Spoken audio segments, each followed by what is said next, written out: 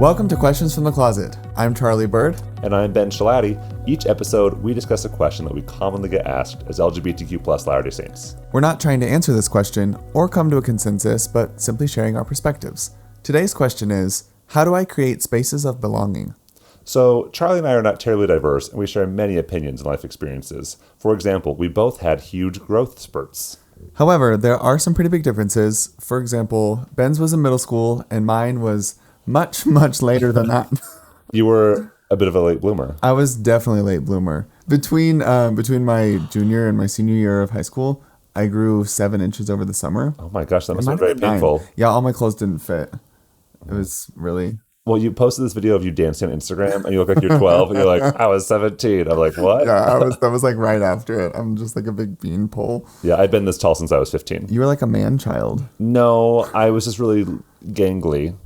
Yeah. In Utah, they say lurpy. Lurpy? So that's a word I learned when I moved here. I've lurpy. Never heard that word. It sounds like tall and gangly. Well, that's what LARP. It sounds like LARP. Yeah. Have you seen the people who LARP outside the Provo Temple? I'm not outside the Provo Temple, but I have seen people who LARP. There's like a group like right across the street over there, and they LARP on Thursdays. Yeah, for people not from around here, that's live action role play. I think that's an everywhere thing. Is it? I don't know. I've always seen it. We're going to have to do a bonus episode. We're really getting off on a tangent. But yeah, I was this tall in 8th grade, basically. But I was like 40 pounds lighter. So I was very gangly. Amazing LARPy. Yeah. Anyway, we would like to provide a variety of voices and perspectives. So today we're joined by Megan Decker. Hi, I'm excited to be here. Megan, we are so excited to have you back. Thank you. Super excited. So you were on the podcast just about a year ago. Yeah, almost exactly a year ago. And you had like just come out publicly. Yes. I was actually thinking about that. I was thinking about that this morning as I got ready to come here and thought, contrasted my terror last year with being more relaxed this year. So I feel like growth after coming out is so exponential, and yours has been like double exponential. It's been insane. Yeah. It's been crazy. So your last episode was, is it ever too late to come out? Yeah. Is it ever too? No, we already talked about Never too late to come out. So what have you been up to in the last year? So much. I can't remember if I talked about the book I was working on. You mentioned a writing project. Oh, okay. You didn't say book. All right. So I was working on a book. It came out in April, Tender Leaves of Hope, It was Finding never too late Belonging. for it to come out. What's that? It wasn't too late for it to come out. No, it wasn't too late for it to come out. It's Tender Leaves of Hope, Finding Belonging as LGBTQ Latter-day Saint women. And I think at the time I talked to you, I was probably still working with interviewing a lot of women so that it's not just only my perspective. Mm-hmm. And we ended up surprisingly moving to Utah from Michigan. We'd been in the Midwest for 38 years, and we had been one of the people who said, oh, no, we're never going to move back to Utah. So we had to eat a lot of words, and we're still trying to figure out exactly why we're here, but it was pretty clear that we were supposed to be here. Yeah. And you moved from Michigan to like just down the road from me. Yes, so close. Really I was 4 minutes away this morning. I got in my car. No idea. That's awesome. Yeah. It was actually a house the house you bought was a house I was like looking at. I was like, maybe I should tour that house. I'm glad you didn't. It's been a good place for us. I'm glad you guys live there. It was pretty terrifying to move here, actually, because I had the book coming out just a few weeks after we came here. I was doing promotion for that with other, doing some other things, and I couldn't kind of slide in under the radar into my new Utah County ward. And I just thought, where's, the worst place I can think of to be an out gay woman might be, this particular part of the world. And it's been amazing. My ward has been incredible, very welcoming, really good. Mm-hmm. So I've had a great experience. But yeah, the move, the book coming out, there's been a lot of stuff going on this year. Yeah. You've had a lot of changes in the last year, and it sounds like it's been exciting, but also scary. And one of the things I love about your book is people often say, where are the women's voices? We need a woman. And so you not only share your story, but you interview 40 women. And so there are a lot of different perspectives in your book. Yeah, I really try to amplify those different ways because my way is unique to me. Your ways are unique to you of how do we navigate this space with our faith, with our circumstances, with what opportunities we have or don't have. And mine is narrow, and I mean, it's my life. I like my life. I think I do write a lot about my life in the book. But I also bring in other women's experiences and insight, and I learned so much. That was my favorite part of this project, was the interviews. I learned so much from these amazing, strong, faithful, incredible women. And so that was also my favorite part. My favorite part was not sharing my life. That was really excruciating.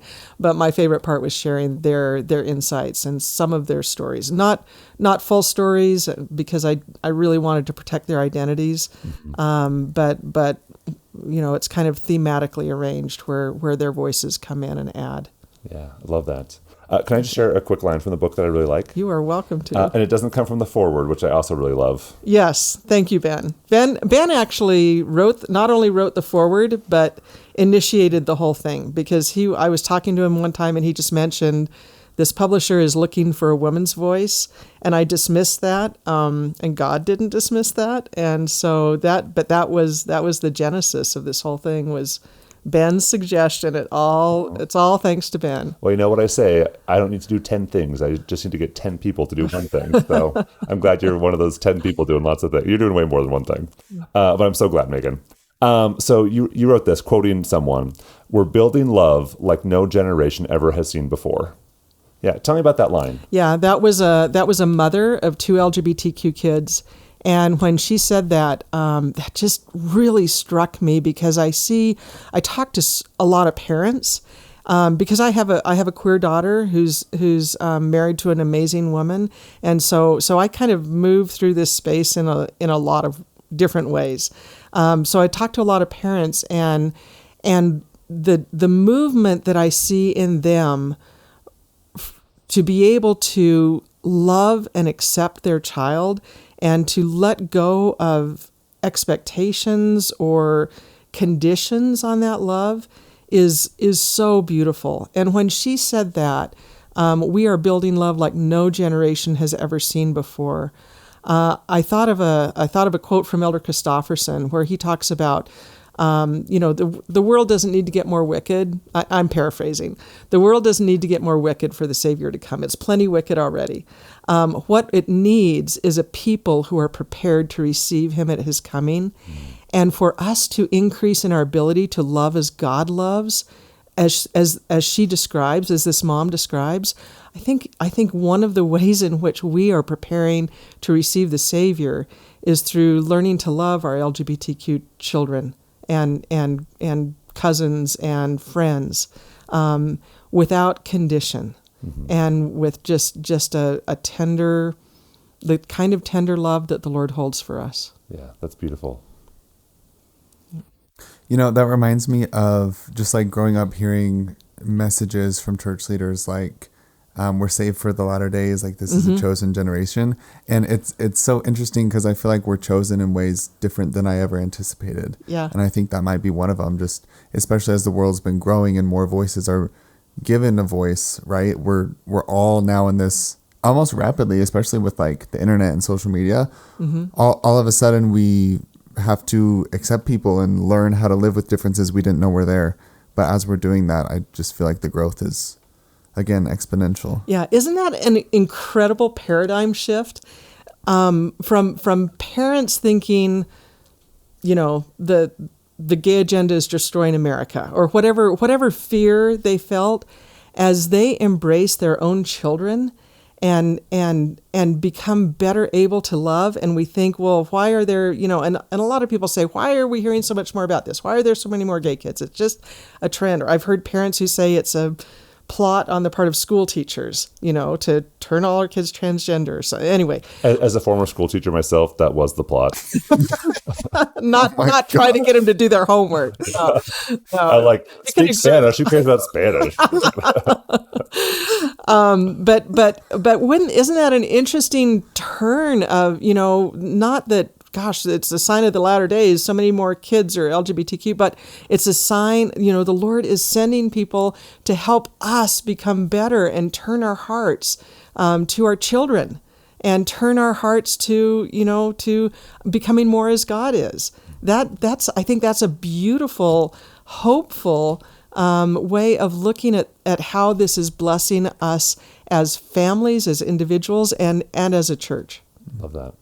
So today we're talking about belonging, and you are a resident expert on belonging. And I imagine... Because I wrote a book with that. Because you wrote a book with that in the title. That's exactly right. And I imagine that... As I'm an expert on shoes, you're an expert on masks. We're all experts on masks. Experts.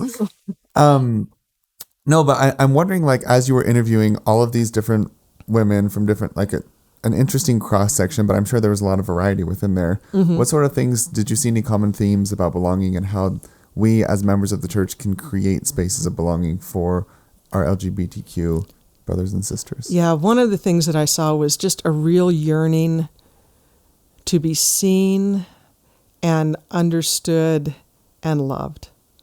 And I think that answers part of this question of why do you have to talk about this? Mm-hmm. Because when we're hiding, we can't be seen. When we're hiding, we're building walls, not bridges. When we're hiding, and that goes for anyone, not just a gay woman, but a woman who feels like she's inadequate, a woman who feels like her marriage didn't work, and so she really doesn't fit the mold of expectations in our church. For anyone who feels like they just don't fit, to be seen, to be understood, and to be loved creates belonging. Mm-hmm. I talked to a woman a while ago and I asked some friends just what helps you feel that you belong. And she said, I would have left the church long ago, but my ward loves me too much. And that I think that really encapsulates what we can be, what Zion can look like. People can bring all of their complexities and their differences and their questions and their doubts and their struggles to a place where they walk in the building and they're just embraced in this loving culture. She talks about the fact that all of the interactions that help her to feel like she belongs have happened one-on-one. And she said I know they miss me when I'm gone, and I know that the acceptance that I feel from these one-on-one interactions, from these people in my ward, helps to buffer some of the messages from general leaders that don't make me feel like I belong. Yeah. And I think that's exciting because that's where our power is. Our power is in one-on-one interactions. Our power is in creating loving spaces where people can come and figure things out with God, but in a place of acceptance. And one of the words I love from I'm in a couple of different 12-step programs, and one of them talks about being a loving witness for one another. We don't need to fix or rescue or control or coerce or anything. We can just be a loving witness for each other as we do our own work with God, because He wants to work in each of our lives for good. And sometimes we get in the way of that. Yeah, as you were talking, I remembered my time living in Portugal. I did a study abroad in Portugal for just a month and a half back in 2011. And almost all of my friends were from this program I was in at the university. Mm-hmm. So we all left at the same time. And I made a couple friends at church, but not really. And I remember packing my bags to leave and thinking, no one's going to notice I'm gone. Oh, and that just kind of made me feel a little sad. I lived here for a month and a half, and now no one's even going to notice that I was gone. And I read a book recently called Britt Marie Was Here.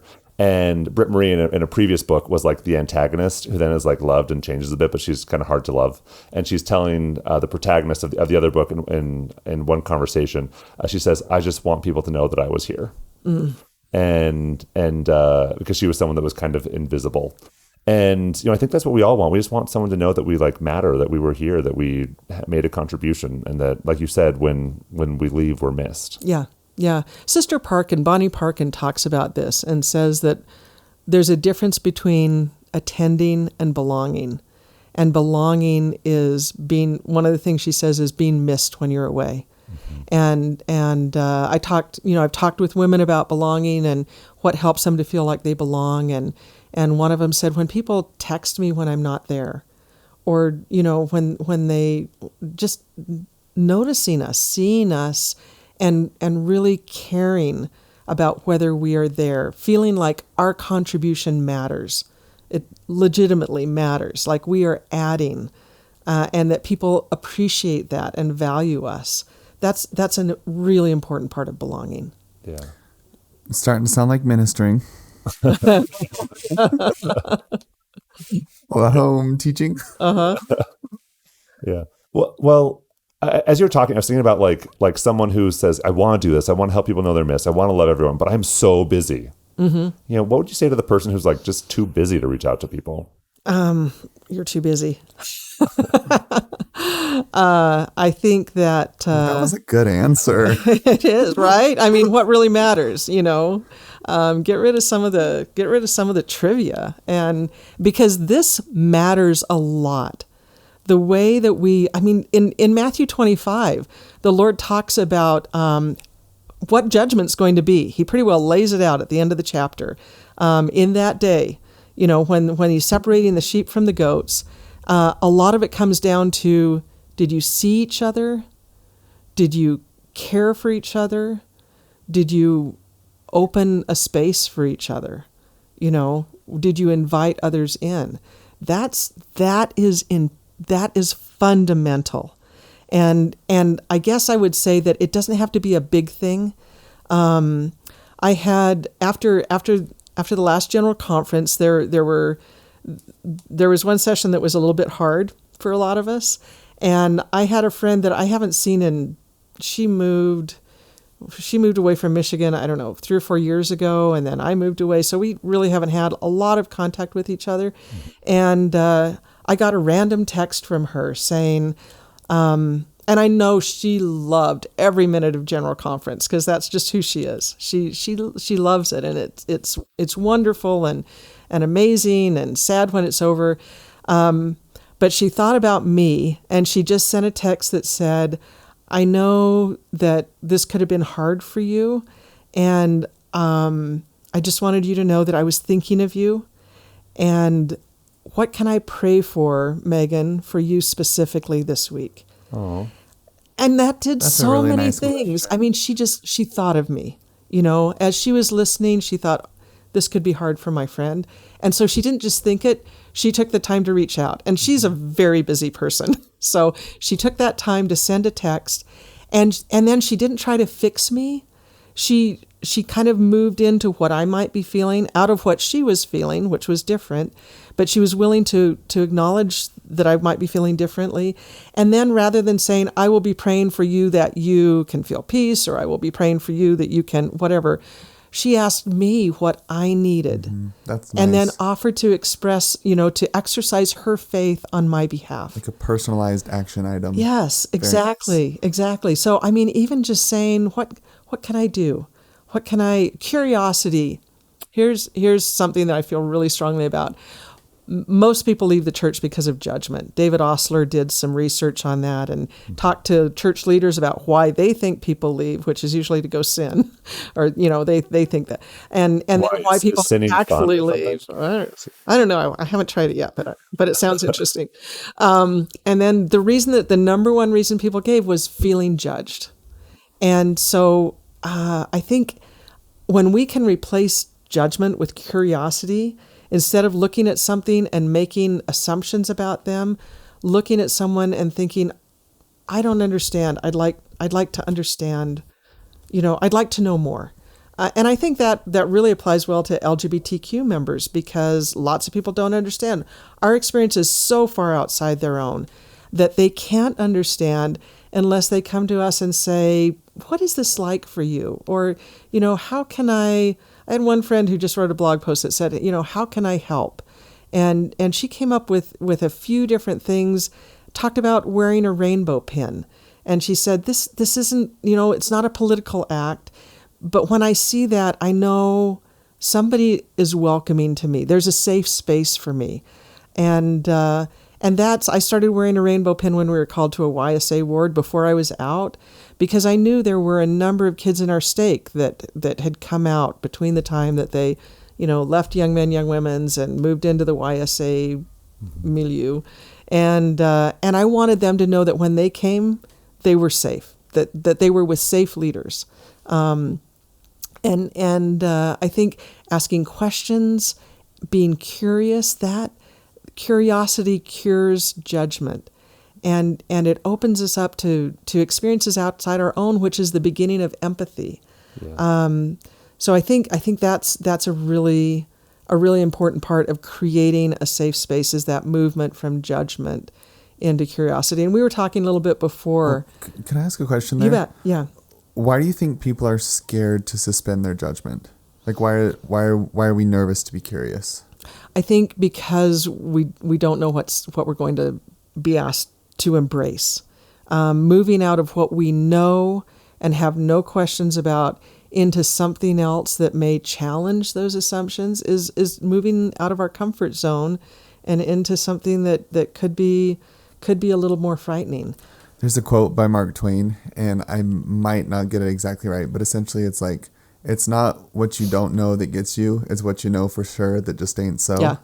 And I just think that's so powerful applied to this situation. Because sometimes like these preconceived notions we have, like we're just plowing through life, like thinking we know how it goes, and we never suspend that judgment to get curious about a situation. And then that ends up hurting people, because it's likely that, especially like when someone's experience is so much different than yours, it's likely that you don't actually understand it, what their needs are, what they're going through. And the way you're interacting with them isn't bringing them closer to Christ, it's pushing them further away. Yeah. And like we talked earlier about growth spurts are painful. Like it hurts. And when we grow in any way, it's going to be painful. And so I think people just naturally want to be in a comfortable place, and challenging assumptions or learning about something that's outside of their comfort zone, that is painful. And so I don't blame people for not wanting to be curious, but at the same time, that does hinder growth. Yeah. Anne Lamott talks about it's not fear that is the opposite of faith, it is certainty. And I think if we're afraid to let go of our certainty or to have that challenged in any way, then our own growth is limited, and our ability to become a Zion people is limited. I think that in many ways our church culture is defined by the rules we follow, or our cohesiveness comes from, we do the word of wisdom. We do certain things on Sunday and we don't do other things on Sunday. We have a whole booklet of rules for our children so they know exactly what they should and shouldn't do. And unfortunately, that carries over into how do we identify ourselves? We identify ourselves by our rules. And if other people aren't following those rules, then they are not part of the group, or experience. Yeah. And it really leads to judgment, because if what I let my kids do on Sunday, if that's different from my neighbor, then either I'm wrong or you're wrong, and I have to make a judgment about that. You're obviously right, Megan. I'm always right. Right. Yeah, exactly. When we can shift from looking around ourselves, looking at each other, comparing with each other, and instead look upward, if our love for the Savior and for the gospel of Jesus Christ becomes the unifying factor, then we give people a lot of room to express that in various ways. And we can unify about our gratitude for the grace of the Lord and our joy in following Him. That, as the unifying factor for us as a people, would be a huge shift away and would allow us to be curious and to be gracious with each other rather than judgmental. As you're talking, I'm realizing how bad I've been at this in my life. And I had this aha moment of like, when we create like spaces based on are you following the rules or not following the rules, that's unhelpful. And that's exactly how I was in high school. I was a very good like for the strength of youth, like youth. And when people weren't, I was pretty judgmental. And honestly, I'm probably far more judgmental than I should be. But you see that, Charlie? That rings a little too true with you. But yeah, that's something I want to be more aware of. Like, am I placing barriers based on who's following the same rules I'm following? Or whose interpretations look the same way that ours do? Yeah. It also it reminds me of that like the stairs thing that someone told you once. Oh, like it doesn't matter where you are on the stairs; it matters that you're looking up. Yeah. Oh, that's Hugh Nibley. In Approaching Zion, there's a talk in there called Funeral Address, and it was actually from my father-in-law, which is how I happen to know this obscure quote.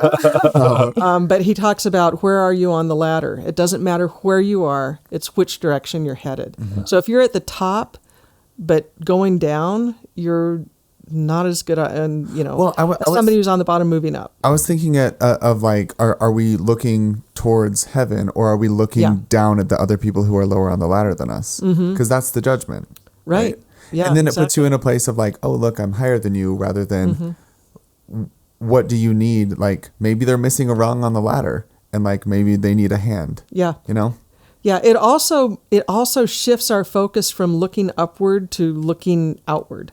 And really we're better off, I think, looking inward for wisdom and truth and our intuition and the Spirit, and looking upward for light and truth and understanding and personal revelation, because we're off script, right? The script that we teach our kids is you do all these things, you check all these boxes, and this is the way that you live the life that God wants you to live. And that doesn't work for many LGBTQ members of the church. We have to find what the script is for us, and that comes through, as President Nelson says, hearing Him. He says we can't, in the coming days, we won't be able to, can you quote this exactly? Because I'm going to paraphrase but it. He says like we have to rely, we can't just rely on other people's light, we have to rely on revelation. We won't be able to endure without personal revelation. And so for so many people, and this is what's so interesting, among these women I interviewed, they're getting very different answers, which makes sense because they're different people. They have different circumstances. They have different opportunities. And Elder Maxwell said that the Lord gives us customized, personalized tutoring. And so that personal revelation is part of that. So for me to look sideways at someone else and say, well, you got an answer that you should do this, so what does that mean for me? Rather than upward saying, okay, so for me, what do you want me to be doing right now? What is the next right thing? I think that is the only way we can not only progress along the way that God wants us to do, but do it without trashing the people around us. I love that comment you made about being off script. And I think sometimes that's why it's so hard for people to accept their orientations and come out, because it's accepting that there's not a script. Yeah. It's like, it's pulling you away from that safety of knowing what to say when. And then on top of that, I think it's also why there is this lack of belonging too, because a lot of LGBTQ people in the church don't feel supported by a script. They don't know where they're at. And so then we have these, in my experience, I've seen that people who are in the script are like, why are you so loud? Why are you complaining? Why do you need so much extra help? Like, it's just like, stay on the page, And they're like, I don't have a script anymore. I'm lost. And so that's another way that there's judgment. I think there's almost like this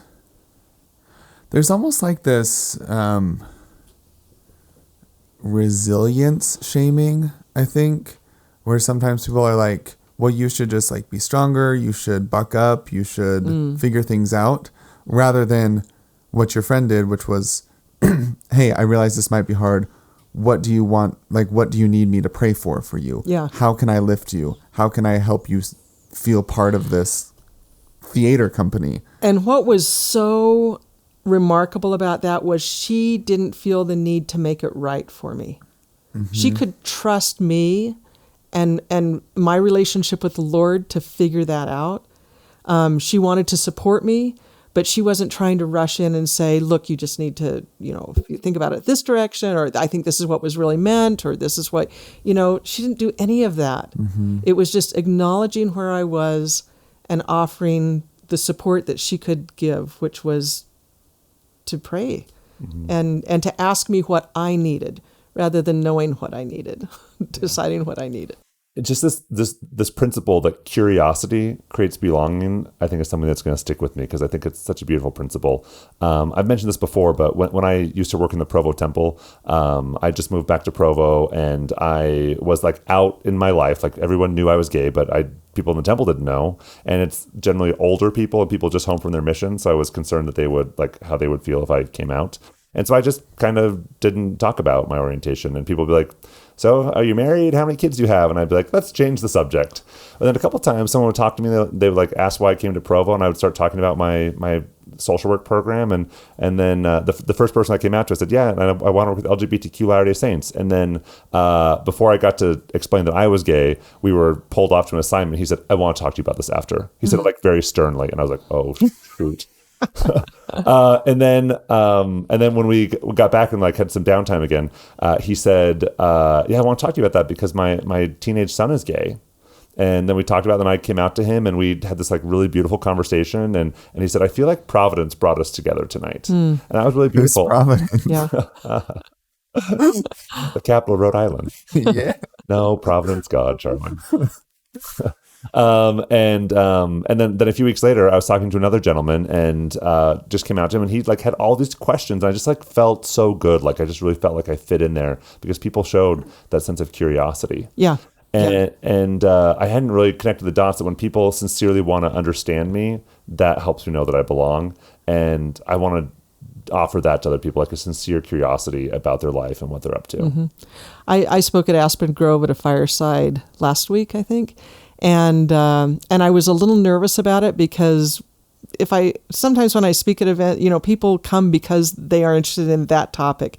And these folks are just up there having their week with their family. And this is the fireside for the night. So, here it is. We're going to be talking about creating belonging for LGBTQ family. And I was surprised at how many people were there. I was surprised at how positive the response was. And I came back, they give you a day pass to come back later in the week as a thank you. And so I came back later and I spent all day talking to people who wanted to understand more and who were curious. And that was amazing. That sense of curiosity, rather than trying to convince me about something they disagreed with or, something like that. That sense of curiosity is what keeps us open to the Spirit, I think, and open to each other. Can I give an example of that? A story? Just the one. You give one example. I'll give one story. So probably a year and a half ago or so, or no, it wasn't even that long ago because it was right after this episode dropped. So it was like August of last year. I was watching, my husband and I had come to Provo, and we were watching my daughter's kids while they were somewhere. And we took them to church on Sunday, and I went into Relief Society, and we had a really hard discussion.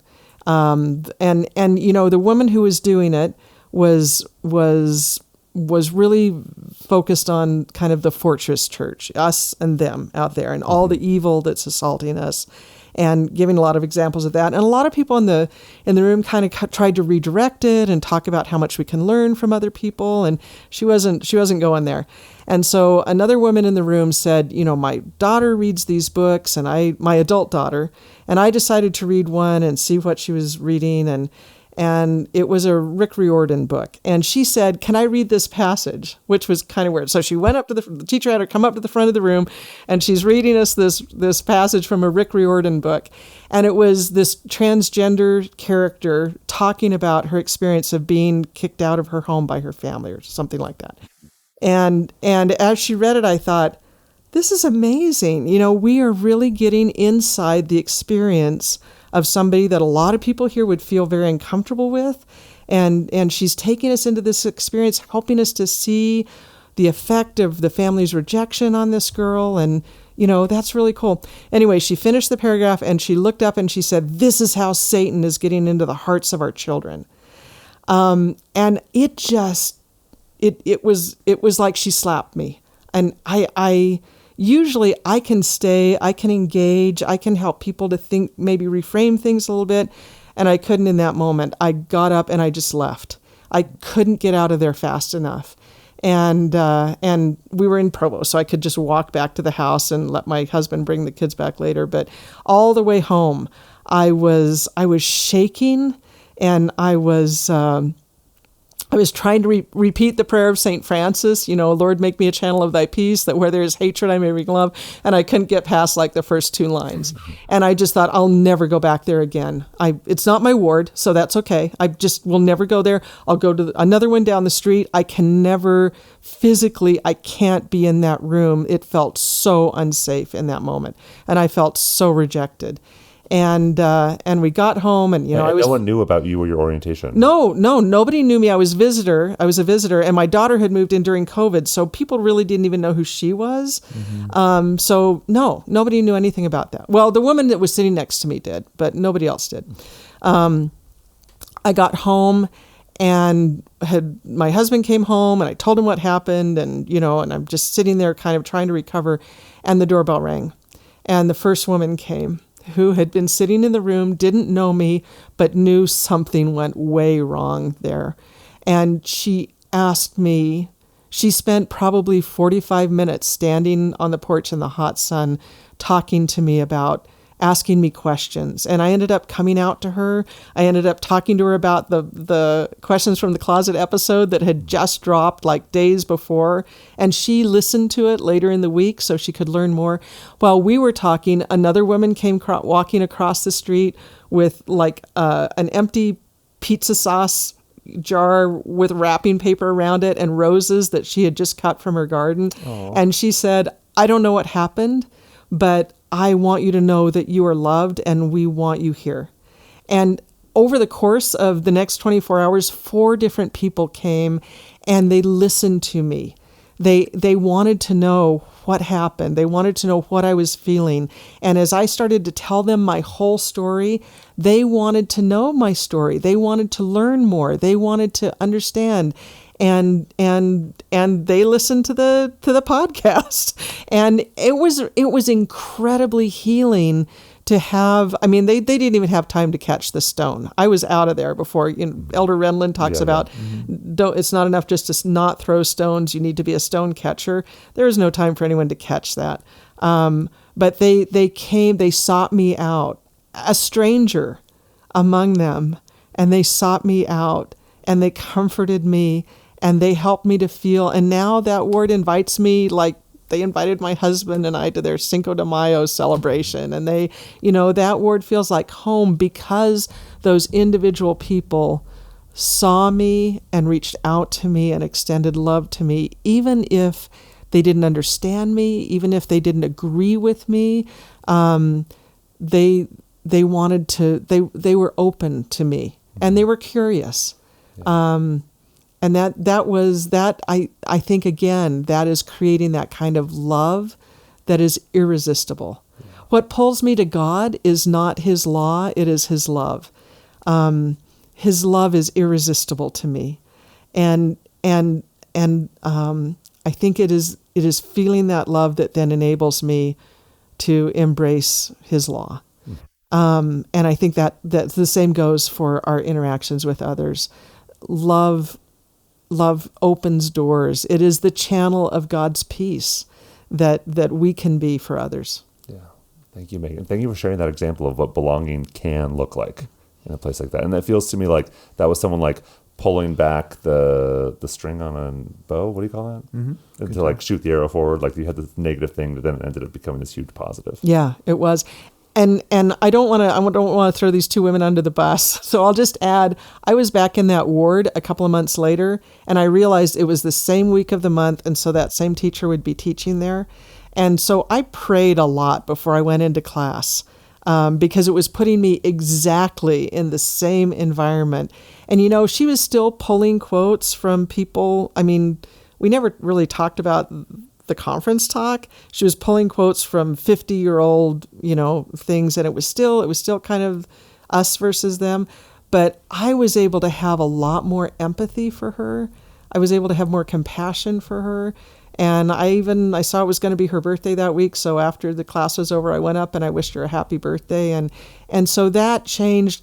feeling a safer environment around me and having friends that then I sat with during that class enabled me to also have grace for her. Yeah, it like removed an enemy. Yeah. And belonging isn't just about people having curiosity about us, but you are creating spaces of belonging by praying for this person, by trying to understand them. And that work to try and understand someone that you don't, that had hurt you, also helped you know that you belonged there too. Yeah. I feel like a lot of times in order to find belonging, you have to like, you have to be an agent of your own belonging sometimes. You have to put yourself in a position where you can find belonging.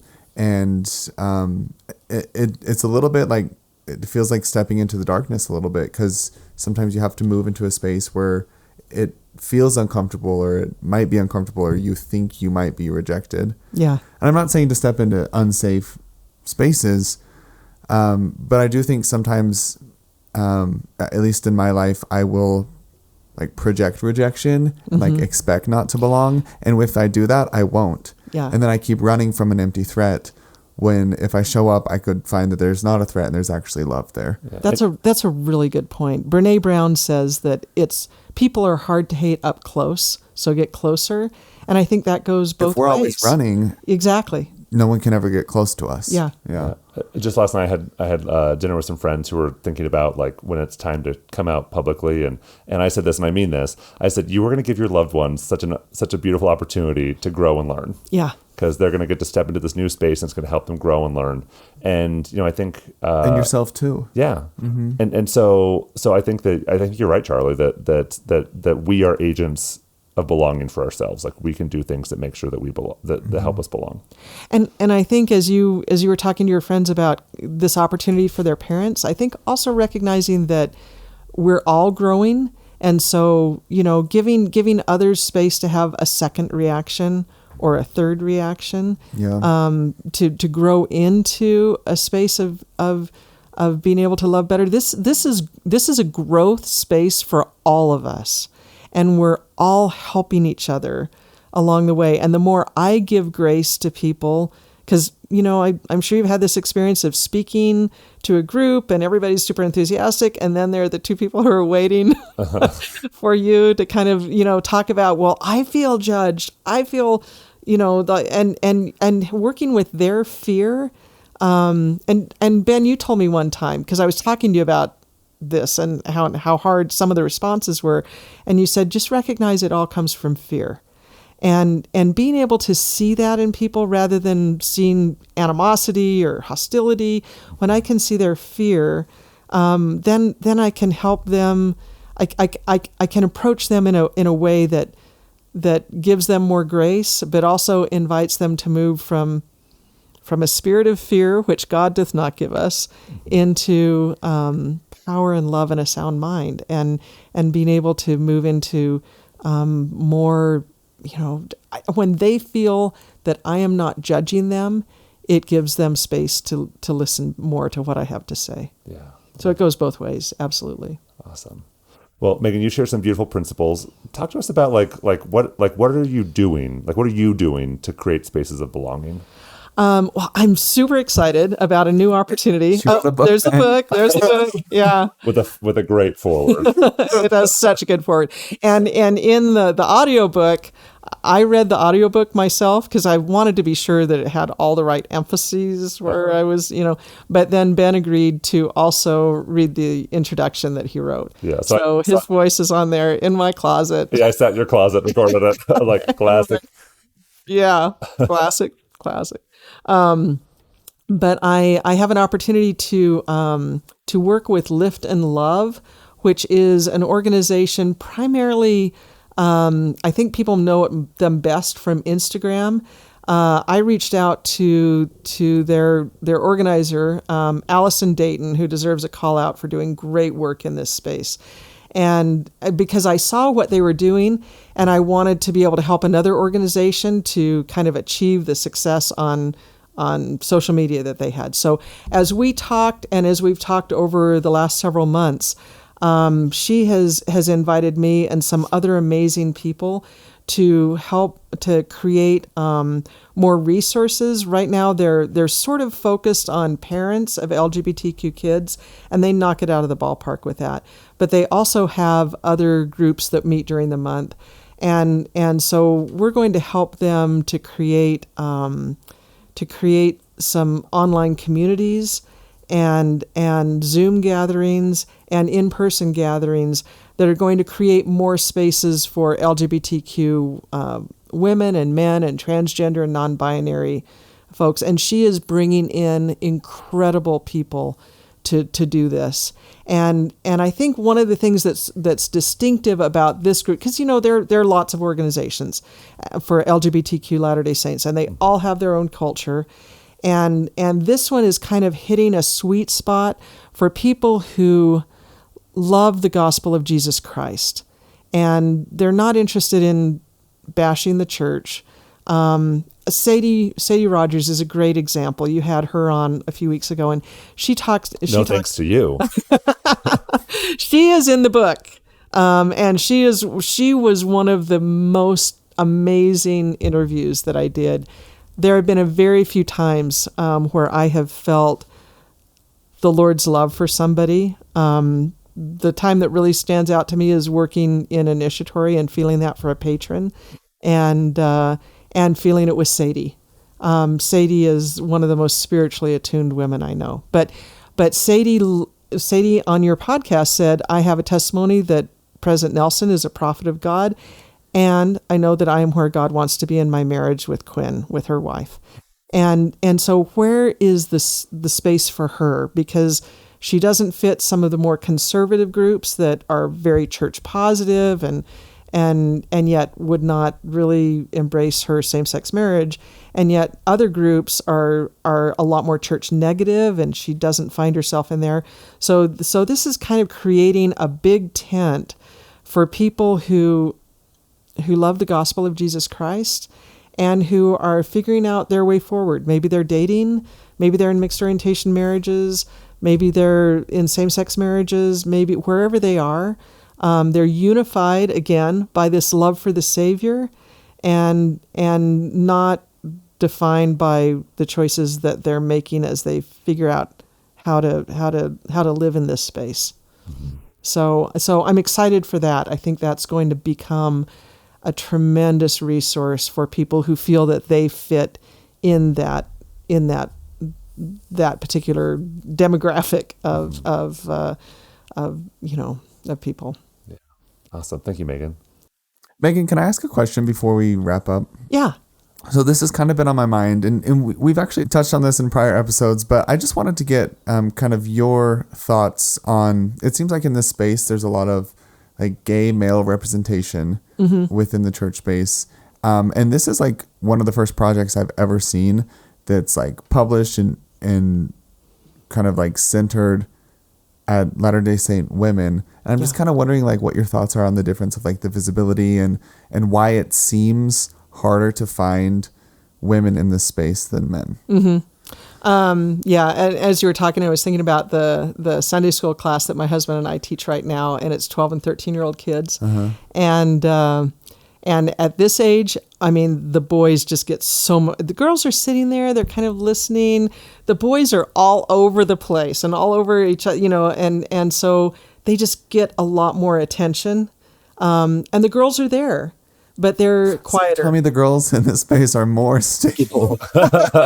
I think they're quieter. I think they're more stable. They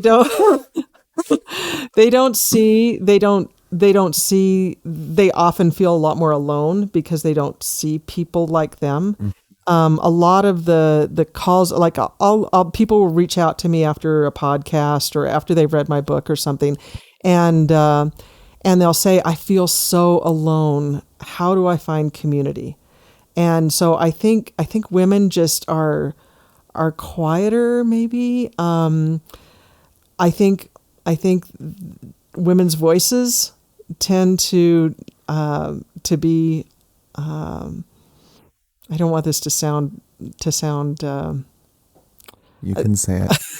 It's a safe space. I'm curious. Women have to work hard to be heard in most spaces. Definitely. In most spaces. They usually take a little bit more of it takes more effort to be heard as a woman.